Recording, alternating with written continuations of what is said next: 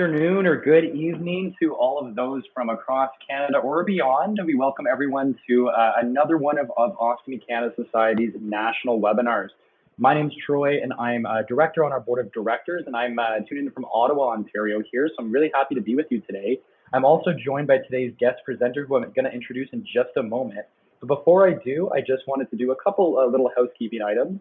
First things first, we have received quite a number of questions before the webinars. We've done our best, and Leslie, our guest presenter, has done her best to incorporate as many of these questions into today's presentation, but we will make sure to have a Q&A portion at the end of today's webinar. And if you still have any questions, you can use the Q&A button in your toolbar here to ask some questions, and we'll do our best to organize those and have a great discussion period at the end between Leslie and I to get to as many questions as possible. We're also going to be recording today's presentation, so if you have to head out early, or if you want to share this webinar with a friend, a family member, a colleague, you're welcome to do so, and that will be on our ostomycanada.ca website, along with all of our other webinars that we previously hosted. So with that said, I want to welcome everybody again on today's webinar's topic on Beyond the Bag, a discussion about sexuality, intimacy, and dating with an ostomy. And we're hoping to delve into the emotional and practical dimensions of maintaining fulfilling relationships after ostomy surgery. The session explores or will explore common concerns like body image, communication, confidence, and offering some candid insights and practical tips for navigating intimacy and dating with an ostomy. So we're happy to have you all online here. Our speaker today is Leslie Heath, who has graciously volunteered her time, not just today, but on past webinars too. We're really happy to have her again. She brings a wealth of experience as a nurse specialized in wound, ostomy, and continence care, recently retired from the Toronto General Hospital in Toronto, Ontario. And throughout her distinguished career, Leslie has dedicated herself to supporting individuals living with wounds and ostomies across various care settings. She holds a master's degree in clinical science and wound healing from Western University, also in Ontario, and has served as an adjunct professor at the University of Toronto too, where she mentored students and contributed to best practice guidelines. Leslie's commitment to education and mentorship is evident in her work as an NSWOC and through the NSWOC program, and through the Ostomy Toronto support group that she was very active in. Her expertise shared through conference presentations and webinars like these and others has empowered countless individuals and healthcare professionals alike. And so today, Leslie's going to guide us through a discussion that encourages self-acceptance, open dialogue with partners, and practical strategies to enhancing comfort and intimacy when living with an ostomy. So we hope this webinar inspires some confidence, helps provide some reassurance, and some meaningful and great ways of moving forward with this webinar topic. So we believe that there is an entirely achievable way to achieving satisfying and a meaningful, intimate life with an ostomy, and we're really happy to have you on here today, Leslie, to take us through that. So I'll invite you to share your screen when you get a second here, and we'll put that up on there.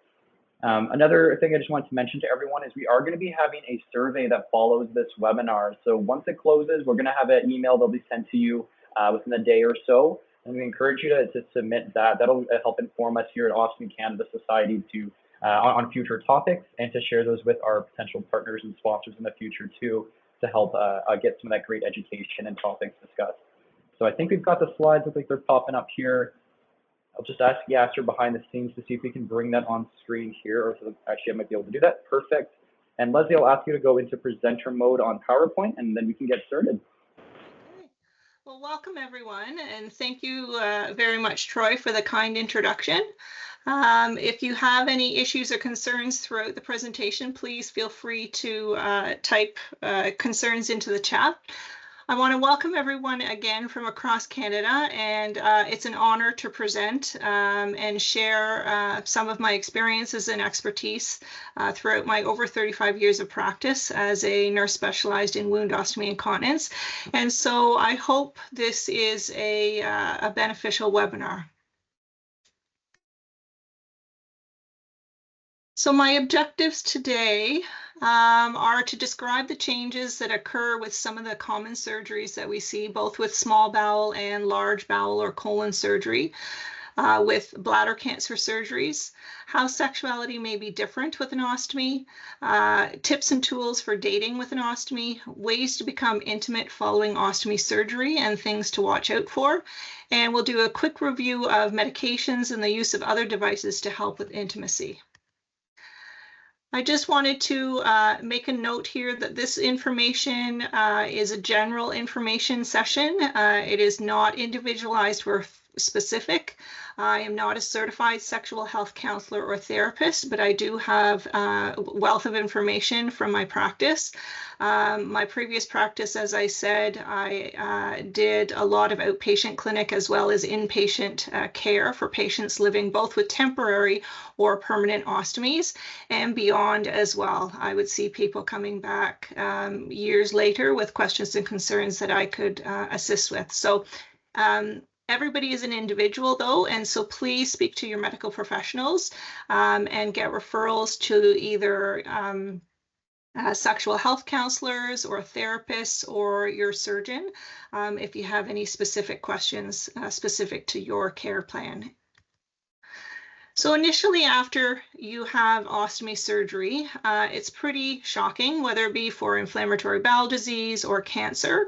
And there's a lot of different adjustments that need to be done. You often have a great fear of the unknown, especially, as I said, with a cancer diagnosis. And in some aspects, it can be a big relief if you've suffered from inflammatory bowel disease, for example, and your quality of life has been poor. The long-term survival and adjustment can take a different varying amount of time from person to person. And there is no set rule of when you should be recovered. Some people feel recovered and well, able and adjusted to be able to resume intimacy and sexuality and partnerships in a comfortable manner within a few months after surgery, and some take a few years. And so it's very individual. And so one thing that I do want to stress is don't put pressure on yourself to conform to what you perceive other people are doing. Everybody is individual and we all need help and assistance. And so feel free to reach out and get that help if you feel that you need it. The body image change is huge after having ostomy surgery, both whether it's temporary, but of course more specifically if it's a permanent ostomy. And there's a huge wave of emotions, and people definitely go through the various stages of grief with the loss of their old body and what they perceive as the potential new future of their body can be. But to remember, you don't know what your body's new potential can be, and so you have to stay open to what changes will come and take control of how you will change and how you will see your body in this new way. The loss or altered sexual function can be a result from the surgery and or chemo or radiation therapy. And so we're going to dive a little bit into that now. So if you've had an abdominal perineal resection, up to 88% of men can have sympathetic nerve damage. And that's a fair high number, but the abdominal perineal resection, where they remove the low end of the colon or the large intestine, remove the rectum and close the anus, is a very, very, very big surgery. And there is a lot of disruption in the organs and the nerves in that area. And so most men will have some initial, if not ongoing and permanent, post-op erectile dysfunction and ejaculatory dysfunction as well. For women that have had the abdominal perineal resection, the anus is also closed, but sometimes the vagina can be impacted as well if they have had to do a partial vaginal resection, for example. Many women report vaginal dryness and difficulty with urination initially, and then that settles down as well.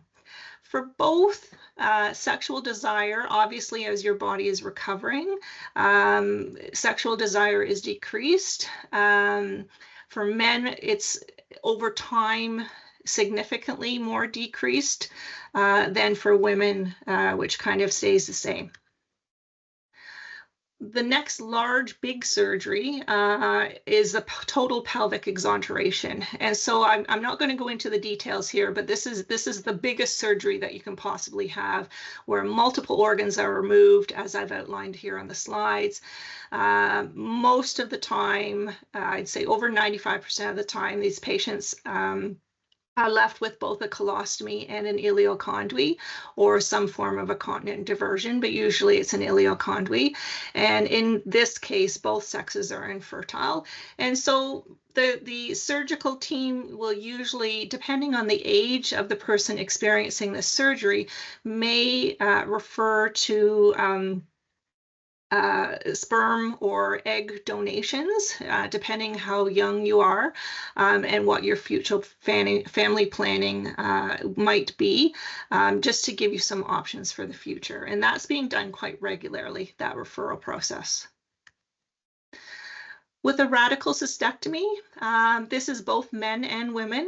This is where the bladder is removed and some of the adjacent sex organs. For men, we remove the prostate and seminal vesicles. This often leaves men with 40 to 50% infertility and permanent dysfunction because there is sympathetic nerve damage to the area. Some men end up having some response over healing time, and some end up having no erection or orgasms at all. Most of the surgeries that are done now are nerve sparing, and so this will be discussed with the surgeon at the time, if it's possible, but it does increase the rate of recurrence. And so depending on the burden of disease at the time of surgery, this should definitely be discussed and taken into account when the surgery occurs. For women, the uterus, the cervix, the ovaries, and the anterior vaginal wall is removed. So again, it definitely makes women infertile for the most part, but it's a pretty big surgery and something to recover from. As part of that lower pelvic nerve damage area, some of it can be just disruption or bruising to the blood supply that affects the sexual organs. As I said, the nerve sparing surgery is trying to prevent nerve damage, which is in specific the pudendal nerve, which also impacts urination and defecation. In some of the side effects of these lower pelvic surgeries, some men may ejaculate no problem. Some men have partial or no erection, and usually requires, they're kind of soft as they get a partial erection, and then it requires extra physical stimulation. There may be decreased sensation to the genitals, the penis and the scrotum specifically. There may be impotence. You may have decreased semen amount, or actually there may be no semen, so a dry ejaculate. There may be retrograde ejaculation, so semen released into the bladder. So you can see it's very, very complicated after this. And so after you've, had time to recover from the surgery and you're starting to explore intimacy and having sexual intercourse again, that's the important time to go back and liaise with your surgeon at your follow-up appointments and ask the questions. This should have been discussed before you had the surgery. And then it's a bit of wait and see after the surgery to see the amount and the timing of the effects. Sometimes time will help, just a little bit more healing time, but sometimes you do want to get on these issues and problems soon so that you can resume a normal life as quickly as possible. And so liaising with your surgical team is very important. If the men have had pelvic radiation, that can cause a lot of scarring of the small vessels, which can impact the blood flow. And so men will have difficulty achieving and maintaining an erection. There's a lot of scar tissue that occurs with these surgeries. And so that can have an impact again to the blood flow and the ability to maintain an erection. And as I said, with the cystectomies and the prostatectomies and the pelvic exenteration, most men will be infertile. For women, having these lower surgeries, the sexual dysfunction is less common. But if there is impact on the vagina, say they have to do a partial resection or a partial effect of the vagina, you may have decreased sensation. You may have decreased lubrication. Radiation, again, can have an impact on the blood supply. Scar tissue as well can occur and cause issues with penetration. The pain during intercourse due to the dryness or the positioning of the vaginal wall, and I'm going to talk about some things that we can do about that coming up in the slides. And that you may have both the buildup of scar tissue and or the change in the length and size of the vagina for penetration. It may be altered due to the surgery. And so we're going to talk about some things that can help with that too. Again, women may have difficulty achieving arousal and orgasm. Again, things shift and things may have been impacted with, again, chemo or radiation and just the surgery itself. And so using various different positions and possible sex aids may help or may not help with sexual function. And so this is something that needs to be explored under medical supervision. Fertility for women, if the ovaries are left intact and undamaged, you're still fertile. As I said, most young people will be counseled to do sperm or egg bank donation prior to having the surgery if family planning is in the future. There's been noted in the research to have some reduction in fertility with the total colectomy. You can have natural childbirth for the females following an abdominal perineal resection and a cystectomy. And so you'll see women with either ileostomies or colostomies, and they can have full and happy non-issue pregnancies afterwards. For male, you tend to have a milder reduction in the fertility ability, and you're completely infertile with the pelvic exenterations. And as I said, you may be counseled for sperm banking, and IVF is one of the options for pregnancy down the road. So when we look at the research and we look at the psychosocial impact, it can be very different according to the person, but according to the sexes as well. Human sexuality is much more fundamental than just having intercourse. And so for many people, intimacy is not just physical intercourse. It's the need of being wanted and loved and accepted and being the whole person. Men have been noted to tend to be more concerned with performance, and women are more concerned with being accepted and desired. There's a lot of concern about own body image perception to both yourself and to others. And so, as I said, that can take time. It really is individual. And it can have a huge impact on some and not such impact on others. But you cannot just compare yourself to other people and say, well, you know, so-and-so is feeling better, why am I not? It's very individual. If it has been a long time since your surgery and you're still struggling, I definitely recommend that you reach out to a sexual counselor or even just a therapist, whether it be a social worker or a psychologist, to help you work through those feelings. Nowadays, mental health concerns are so much more easily addressed. There's a lot of help available. And so we definitely recommend that you reach out to really be able to learn to accept yourself first and love yourself so that other people can then turn around and accept and love you as well.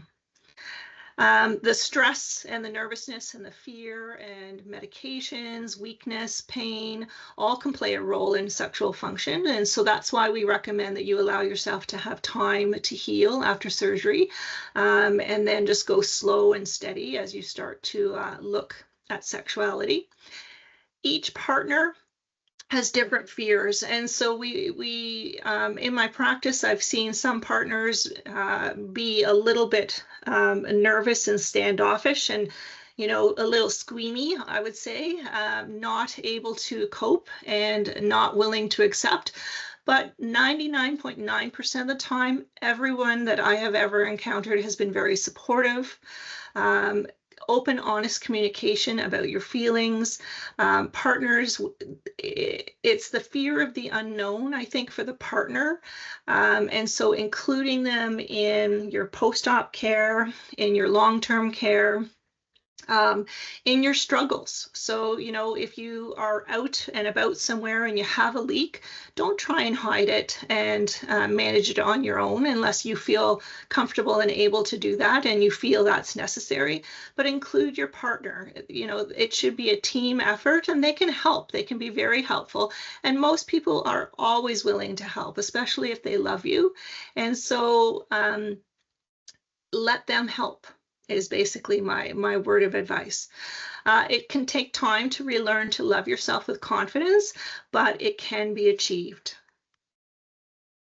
So for couples, as I said, kind of different things, concerns and issues that most people, this is from an article from research literature that was done on some of the concerns regarding intimacy and sexuality. So again, body image change, both of the partners are quite concerned about that.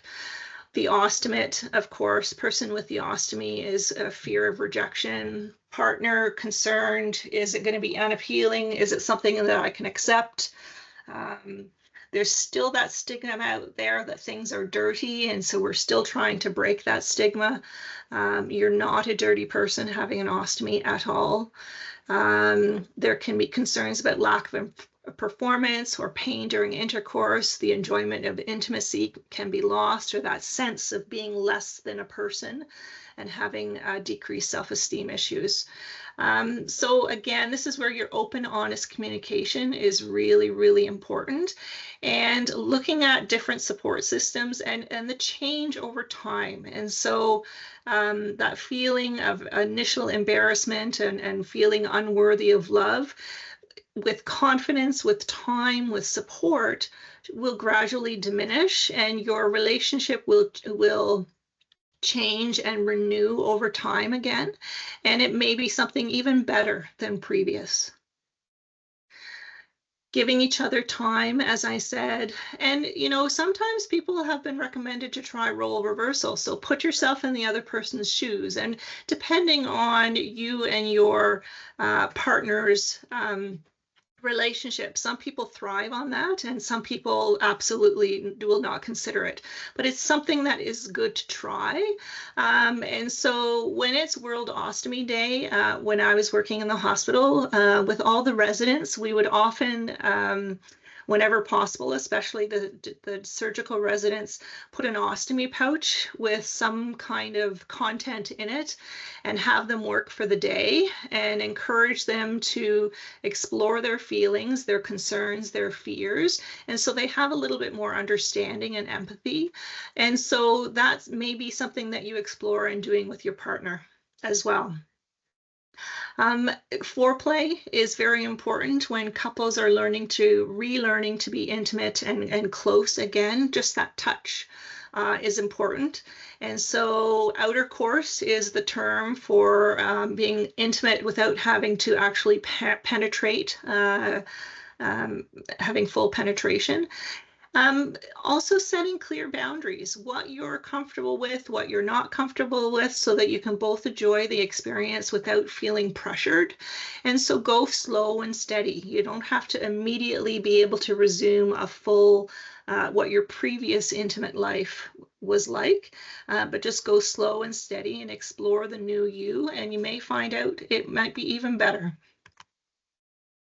Humor is important. And so this is one thing that I often recommended as I was counseling couples, both in the immediate post-op time frame, but also further down the road, is that, shit happens, as it says on the bag on the slide. So supporting each other, having each other's back, working as a team, learning to laugh about it, swear if you need to, but then get on with the job of getting things fixed or sorted. So I always use the example, you know, if you happen to have a leak in the middle of the night, you know, give your partner the elbow. One person strips the bed, the person with the ostomy that had the leak jumps in the shower, get yourself showered up, put a new pouching system on, remake the bed, and then get back into bed together. And then you can laugh about it in the morning, as opposed to getting frustrated and angry and not being able to fall back asleep. And then it will impact both your relationship and also your quality of life. And so trying to work as a team is very important. So I'm going to segue a little bit into dating with an ostomy. There wasn't a lot of research on this when I was preparing for this presentation. So a lot of the hints and tips that I've included are kind of generic things, general knowledge that I've talked about with people in the past, and also hints and tips from just general dating as well. And so hopefully some of these are a little bit helpful, but it's a little bit, again, there's no common recipe. There's no, you must do this. It's something that you need to explore and what your comfort level is. And in today's society, with the onset of online dating and websites and things like that, I feel like people are getting to know each other a little bit more, perhaps, through text or video before they actually get to meet physically. And so maybe that'll help with comfort levels as well. And so when we look at dating is scary at the best of times, but dating when you have an ostomy, you're going to feel a little bit more nervous naturally. And so honesty is the best policy. Don't try and hide things. Don't try and skim over it either, but you don't have to tell somebody right away necessarily. A lot of people will be divulging various things throughout the nature and the beginning of the relationship. And it can be anything from having an ostomy to having, a sibling who has an ostomy. And you'll be surprised at the number of people who know of somebody with an ostomy, and it's not as bad as you think. I recommend that you speak to somebody else that you trust before you go out on your dates, especially if you're dating for the first time since having your ostomy. Speaking to other people with ostomies who have been dating, and I'm going to share a website coming up shortly where people can talk together, but even just sharing with your girlfriends or guy friends. There's no separate thing just because you have an ostomy. Going out on a date is going out on a date. And so it's definitely scary at times. You just have to be a little bit more mindful and a little bit more prepared. And so when you're planning your activity, we recommend going somewhere that you're familiar with, whether it be your favorite coffee shop, a restaurant, a park, a museum, just so that you have a washroom nearby, so you've got that backup so that you're not stuck in case you need to have a bathroom break. If you're going out to eat somewhere, check the menu in advance, make sure that there's foods that you can eat. And this pertains to everybody and anybody with a lot of food allergies now and gluten intolerances. I feel like a lot of people are checking out the menus and even calling the restaurants ahead of time. So that's become a lot more commonplace. So that's not unusual. Wear an outfit that makes you feel comfortable and confident. If you feel good, you're going to feel comfortable and confident, and you're going to feel less anxious and a little bit more like yourself, like, hey, I can do this. Take extra supplies with you so that if you do, God forbid, have a leak and a leak occurs, you can go into the washroom and take care of it, and nobody needs to know the wiser. So just, again, being prepared. Once you do decide to start discussing your ostomy with your date, whether it be the first date or the third or fourth date or the 10th or 11th date, you will kind of know, and you will have an instinct based on your early relationship of that patient or that person and talking to them, how comfortable you feel and how comfortable you feel they will be, because you will have shared other things and you will gauge by those reactions. Do not tell a person that you have an ostomy right before intimacy. That is like dropping a bomb. That is really a hot topic and would be difficult to cope with at the best of times for the best people.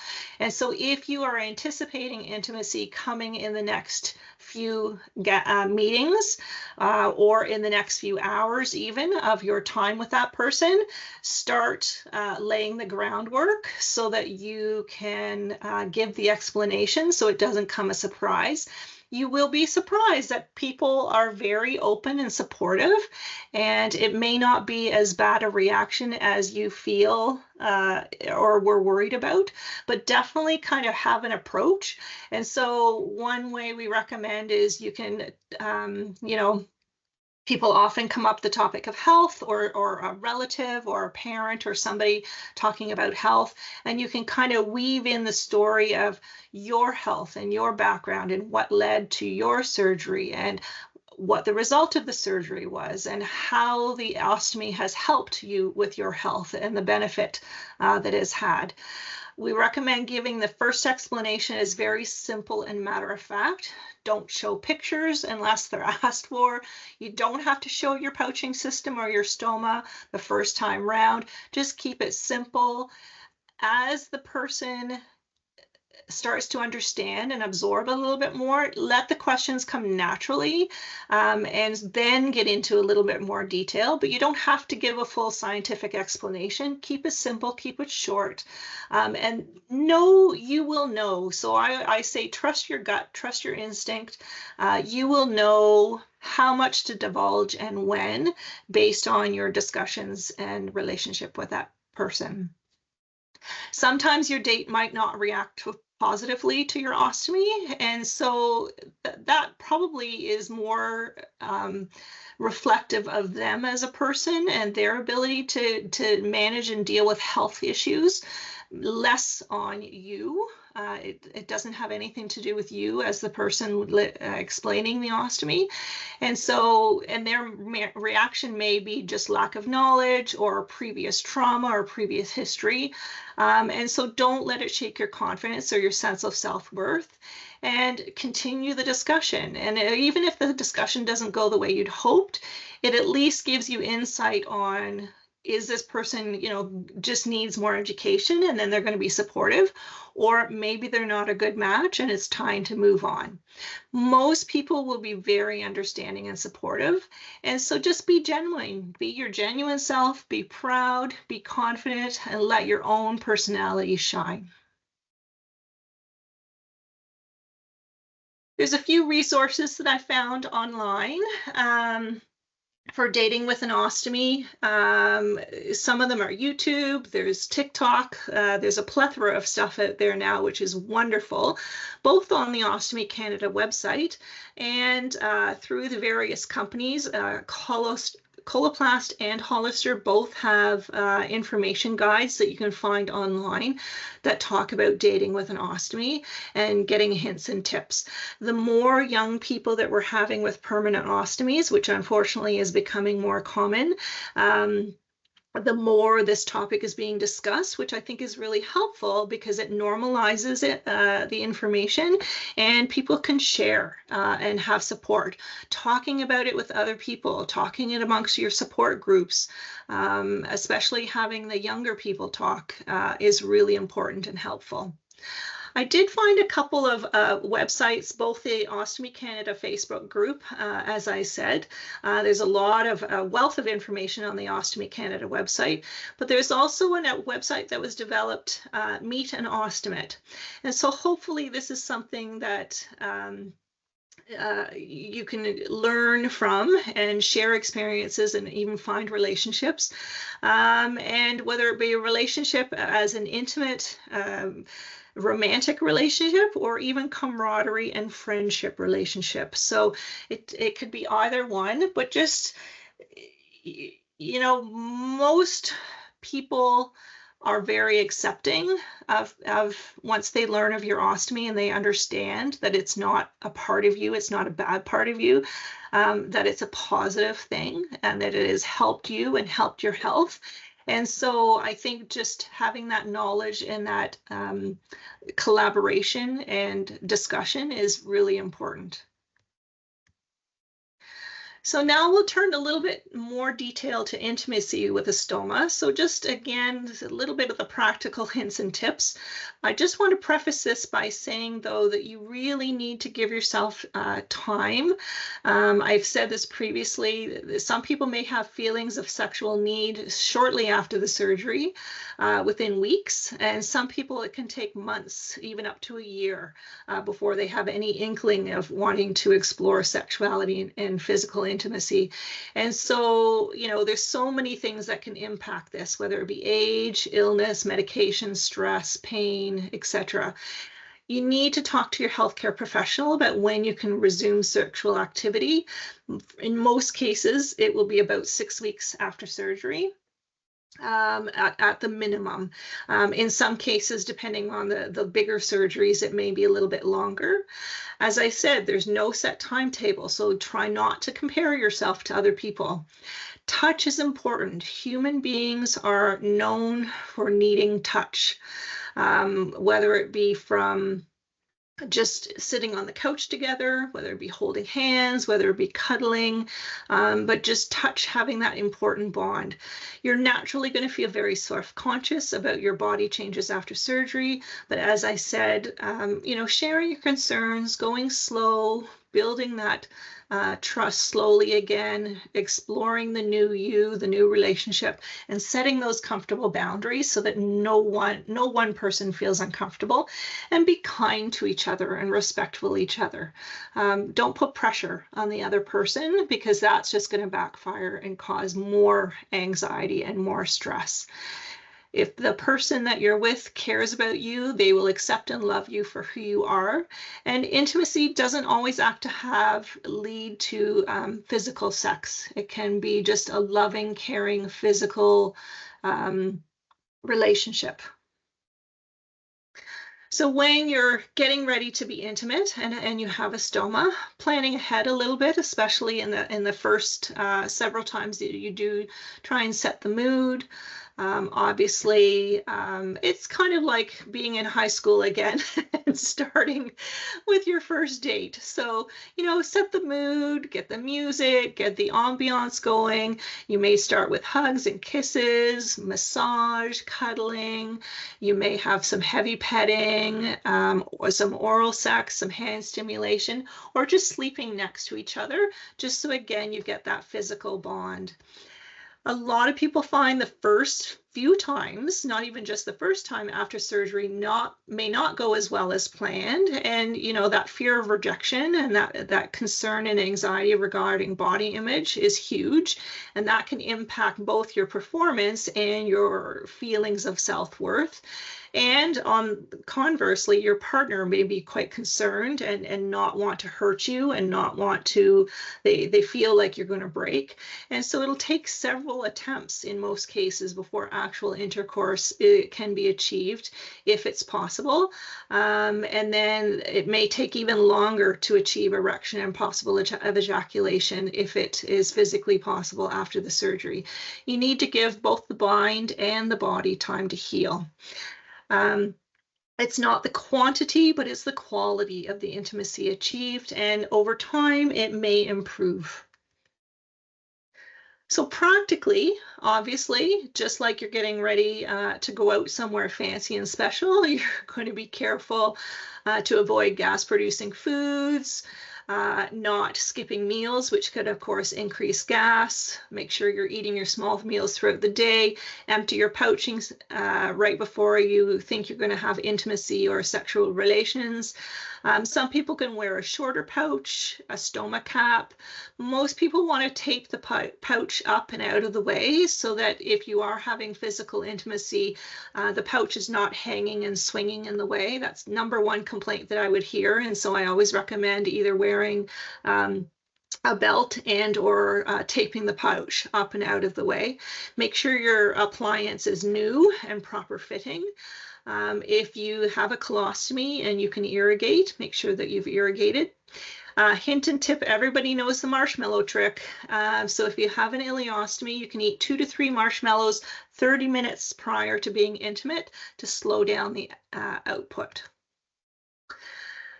As far as what to wear, most people won't mind that you're wearing a pouch, but if you still are feeling quite self-confident or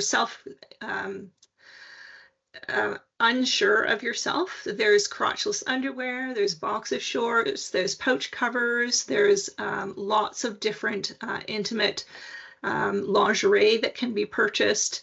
There's pouching deodorizers and things like that to help make things a little bit more romantic. You may need to consider using lubricants, especially for the women. If there's scar tissue present, it may be quite uncomfortable for the first several times. If you're going to be using sexual aids, such as lubricated vibrators, you may want to have movies, magazines, toys, things like that. Again, to set the mood and to try and slowly redevelop and reawaken the body. So I put a couple pictures here of the stoma caps so that you could see what they look like. These are to be worn. They do not hold much output. They are to be worn during the intimate or sexual moment, and then you would change back into your pouching system, your regular pouching system after that. There's pouch covers, and you can see here there's pictures, there's lingerie that you can have, or belts to kind of help to protect and cover. For same-sex couples, again, both male and female couples can be affected by the loss of the rectum. And so alternate forms of intimacy, including oral sex, manual stimulation, other forms of physical contact, which I've kind of outlined on the slide here. You may just need to use your imagination to provide the sexual needs. I just want to stress that you cannot and should not ever use the stoma as a source of sexual activity. You can cause damage to the stoma itself, you can cause perforation to the bowel, or you can cause future prolapse. Same-sex couples may require specialized counseling if it continues to be a problem or you have concerns. Again, there's not a lot of literature out there, but I did cite the references that I used for this presentation at the bottom of the slide, and hopefully that's helpful. So when you're looking at actual sexual intimacy and sexual positions, you need to look at what's comfortable both for you and for your partner. And so exploring different positions may be helpful. Again, as I said, depending if the vagina has been impacted for the female, and the ability to have an erection and maintain an erection for the male, the positioning that you're in can be helpful and more comfortable as well. Face-to-face positioning, again, it tends to be a little bit more comfortable and easier for the men who are unable to achieve a strong erection, and it's a little less painful for the women because they have a little bit more control because they're on top if they have the scars.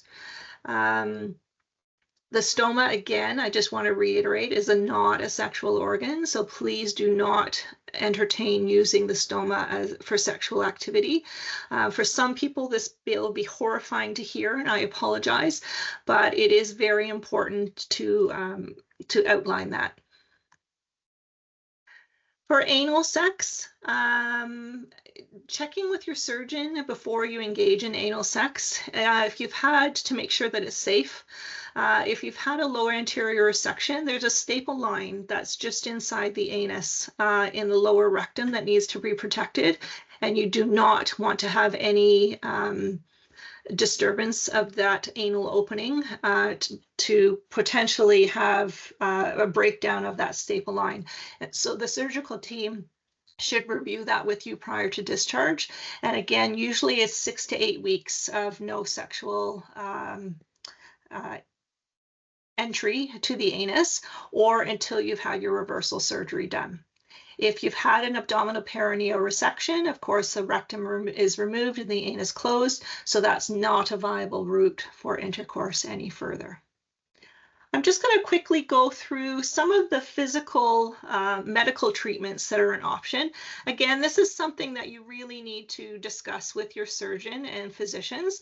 So I'm just going to do a brief outline of this, but just to make you aware that these are possibilities. And so everybody is unique and different, and you need to, again, have a discussion with your medical team. So some of the medical options for men are some of the common medications that are on the market that everybody will have heard of, such as Viagra, Cialis, Levitra. There's a new medication called Stendra or Spedra that all need to be taken at least 15 to 60 minutes prior to sexual intercourse. They can last anywhere from 24 to 36 hours. You do have to be very careful, and again, make sure you've discussed with your physician that you don't have any contraindications or any other health history concerns before taking these medications. And you have to be very careful and aware of the side effects as well. There are suppositories which are very effective as well. Muse is the one that is most commonly used. Again, following the directions, and it may take time to be effective, but it can be quite effective. It's very, very small and thin, and you would start at a low dose and increase according to the response, again, under medical supervision. It's fairly good success rate, and so that's been one of the popular ones. Again, being very careful with the side effects, and with the suppositories, the penile suppositories, you may need to use a condom so that the partner does not have any burning. There's an injection that can be used for the penis that can be very effective. It's injected into the penis in a very specific way, and it stimulates the blood flow to create an erection. It lasts for, as I've said here in this slide, it can start in 10 to 20 minutes and it can last up to an hour. You can only use it several times a week. It's a fair success rate, but not necessarily something that can be sustained for many, many years. I've put a picture in here, but you do have to be very specific and follow the instructions very closely where you give the injection, because you don't want to cause damage to the urethra and you want it to be the most effective. So again, definitely done with proper technique under medical supervision. There's a vacuum device or a penile band that can be used as well, and that draws suction and draws blood flow to the area. Again, this one you have to use very carefully and very mindfully, because one of the side effects that can possibly occur is damage to the penis tissue itself. Have to be careful if you're on anticoagulants or have a bleeding disorder, and you can cause some bruising and have decreased ejaculate with it. Penile implants, these are another option. It's like a prenatal prosthesis, and so it's kind of like a partial wire that's inserted, or it's got a pump that can go in, and you would inflate the pump, which is usually in the scrotum, and that causes a physical erection, and then you can deflate it using the other scrotum, other side, the testes, to deflate it as well. This has been very effective for some men. And it's things to watch for complications are infections, scar tissue formation, or mechanical failure. Of the men that I've spoken to that have had this, most have been quite happy with this as one option. Treatment for women, looking at a lot of lubrication and moisturization. You may need to have a hormone cream with an estrogen cream to help with both with the scar tissue and the dryness to the area. Again, looking at positioning, lubricated dilators to help with the dryness and the scar tissue. This is all, again, under medical supervision. Some women, if there's a lot of scar tissue in the vaginal area, need to use vaginal dilators to slowly increase the size and diameter of the vagina again to be able to have penetration. And of course, self-exploration, just with a finger, is often quite narrow and thin to start. And then again, moving up to the dilators as needed. Some of the resources that are available to patients, and there are significant others for ongoing or even short-term sexual difficulties, I've outlined on the screen here. It's important to be mindful of the healing time after surgery, but address the sexual issues and concerns shortly after the surgery when you have your post-op recovery appointment so that you can have positive outcomes. Usually the quicker, the sooner you have intervention, the better outcomes that you'll have. There is a fear of question and asking for help with this. Not a lot of people are open and willing to discuss this in my experience. And so they kind of suffer through silently, but there is help needed. And so just ask. You can ask your family doctor, you can ask your surgeon, you can ask your that I've outlined here: sex therapist, educator, couples therapist, psychologist, the sexual health clinics. Those are a wealth of knowledge and resources to help you navigate through this transitional time. So my take-home message is that a meaningful and satisfying intimate life is possible with both information and support. Both individuals and couples can learn to adjust and problem solve and have if it can't be a full sexual relationship, it can be a new definition of a sexual relationship or intimate relationship. And some people may need to adjust to have a non-sexual, but still a satisfying intimate relationship. To quote one of my previous colleagues, Gwen Turnbull, the ostomy should not be viewed as the end to living, but simply living with a new end in view. I want to thank you very much for this presentation. I hope that it's helped give you a little bit of guidance and a little bit of expanding your knowledge about sexuality after ostomy surgery. And hopefully this can give you some resources and guides on where to go if you do have questions or concerns. Thank you so much, Leslie. This is amazing. I'm echoing the comments I see here in our Q&A and our chat area saying, excellent presenter, thank you. Someone was very thankful that you wanted to say thank you because they had an ostomy and proctocolectomy surgery, and they were wondering why their male parts don't work anymore. And you're the first to explain it. So I think if anything else, it's so helpful to have some reassurance, and I'm really happy that you've taken us through all these fantastic topics here. I know we had some questions that came in beforehand. I think you've addressed quite a few of them, but I thought maybe we can contextualize maybe the scope of people living with an ostomy in Canada a bit. I know you mentioned, of course, that permanent ostomies are becoming a bit more common. Did you want to just briefly touch on what is more common? Is it the permanent versus reversible? And maybe just the scope in Canada, how many people do have an ostomy? Yeah, happy to.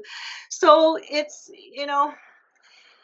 it's a bit of a struggle to understand how and why and where the ostomy surgeries are coming from.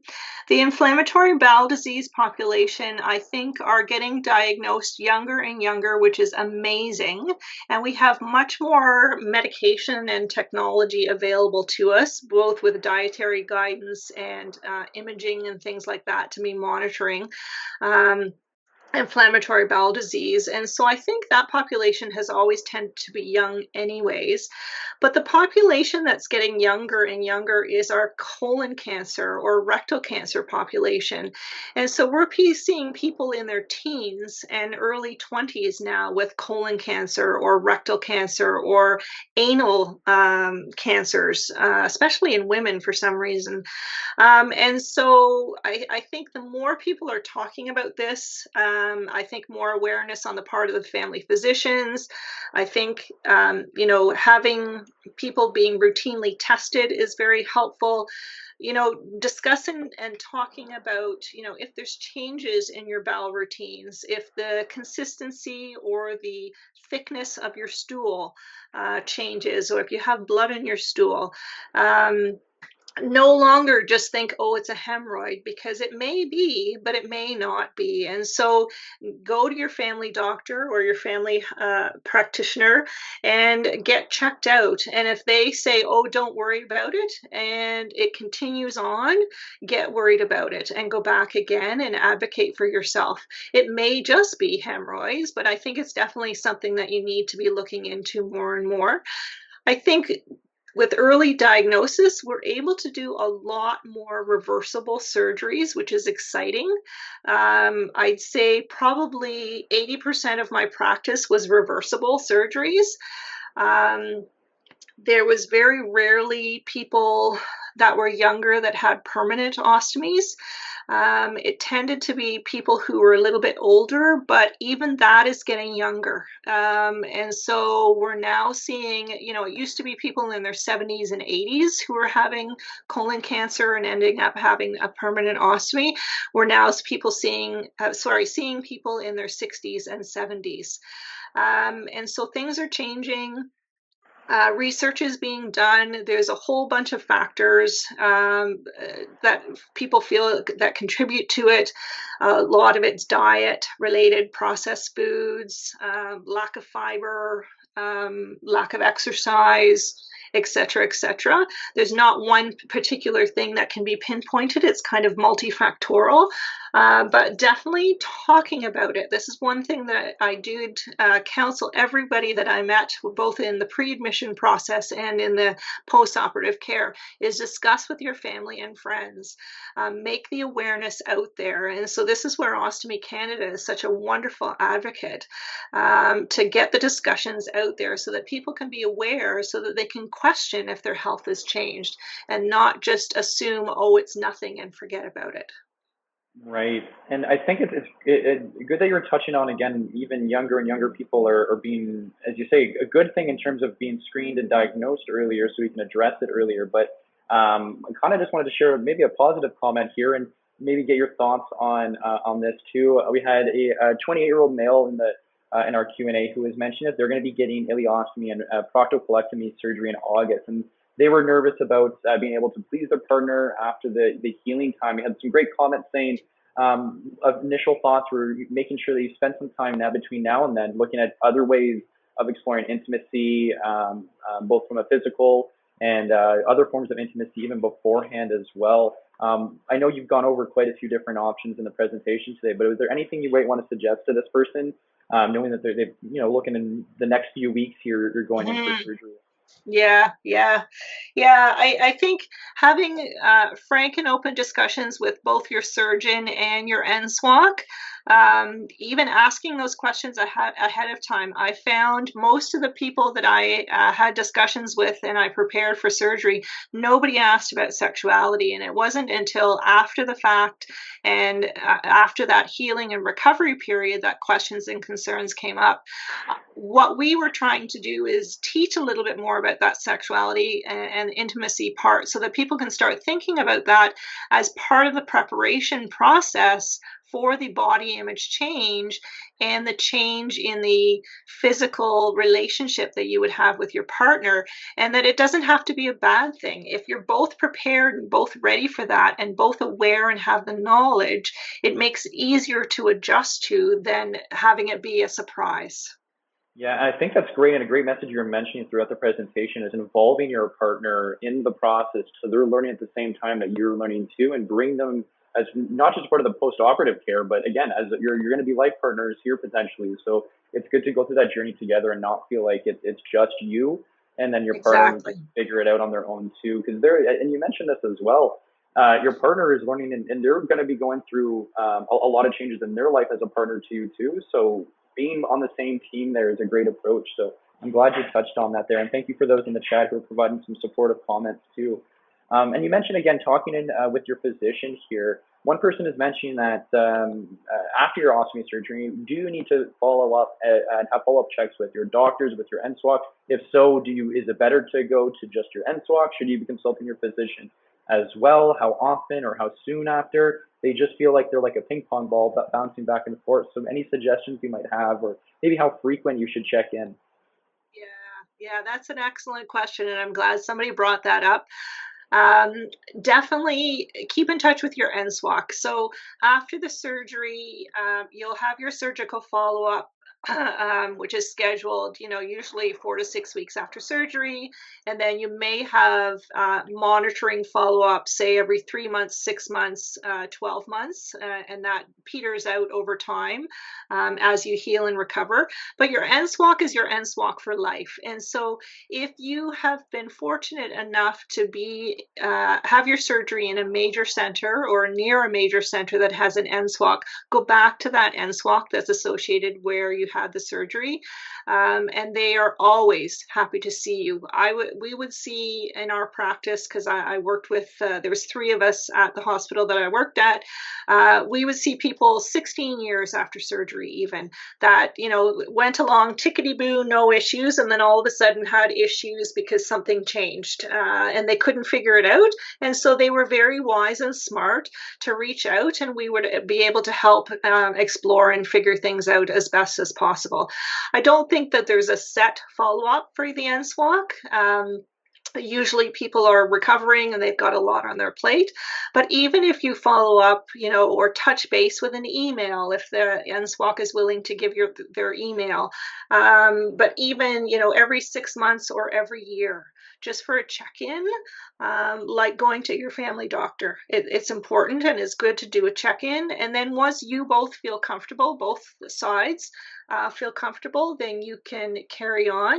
But just know that there's always going to be somebody there for you. So even in 5 years, if all of a sudden something comes up, you've got a resource to go back to, and you shouldn't have to struggle alone and try and figure things out yourself. We hear that story time and time again, people struggling and having skin issues or pouching changes because things have changed as they've aged, or with disease progress, etc. And they didn't reach out and they didn't get help. And so that's one thing that we highly recommend, is definitely reach out. We're here for you. Absolutely. And just to clarify, and we had some in the chat here, when you say the word NSWOC, we're referring to a nurse specialized in wound, ostomy, and continence. That's just the acronym NSWOC. It's sometimes easier to say NSWOC than saying it all out in full. And for those who might be seeing an ostomy nurse or a stoma nurse, they might be called that, or you might hear them more colloquially like that. So depending on what facility you're at or who you're speaking with, they might have a title closer to ostomy nurse or something. But oftentimes it's nurses who are specialized in wound, ostomy, and continence. And for those who maybe you've moved recently, maybe you've gone to a different province or something, you don't necessarily have a connection with the same NSWOC or ostomy nurse that you had previously or when you had your surgery, we do have a tool that's both on our ostomycanada.ca website as well as on the Nurse Specialized in Wound, Ostomy, and Continence Canada website called Find an NSWOC. And that'll allow you to put in your postal code or put in your city, and you can find someone closest to you, and whether they work in a hospital or in long-term care or can come visit you at home for home care, anything like that. So I did put a link in there, but you can always visit our website and find it as well. And so I see now that we're over time here, and I thank you again, Leslie, for sharing your expertise. It's so amazing to have you on here, and this is a really important topic, and I can see from our engagement in the chat here that everybody else does really appreciate it too. So we appreciate you really coming on and talking about it. For those who weren't here at the beginning, this is recorded. So if you wanted to go watch this back, if you wanted to go look at some of Leslie's slides or some of the links that she had shared previously in her slides, We will have it available on our Ostomy Canada website afterwards as well. You'll get a follow-up email from us with the survey, as I mentioned, as well as how to access it on the site. So feel free to share that as well. If you have any colleagues, friends, family who want to review this, please do share it. It'll always be free to access, so you can do that as well. We're going to be having a webinar again for sure. October 22nd, I believe, is our next one, next national webinar. We may be having one or two more as well before that, but keep an eye out on your emails as we try to send it out there to everybody as soon as we know the date and topic. And we'll also share it on social media too. So we look forward to hopefully having you on at the next one. But with that, I'll say thank you again, Leslie. We really appreciate seeing you on. We hope to see you on another webinar in the future again. Thank you very much. It was an honor to participate. Awesome, thank you. Well, I'll pass it back over to our behind the scenes team. I always think they're going to play us out with our video again, but for everybody else, you're welcome to stay on for that. Otherwise, we'll see you at our next webinar. Bye, everyone.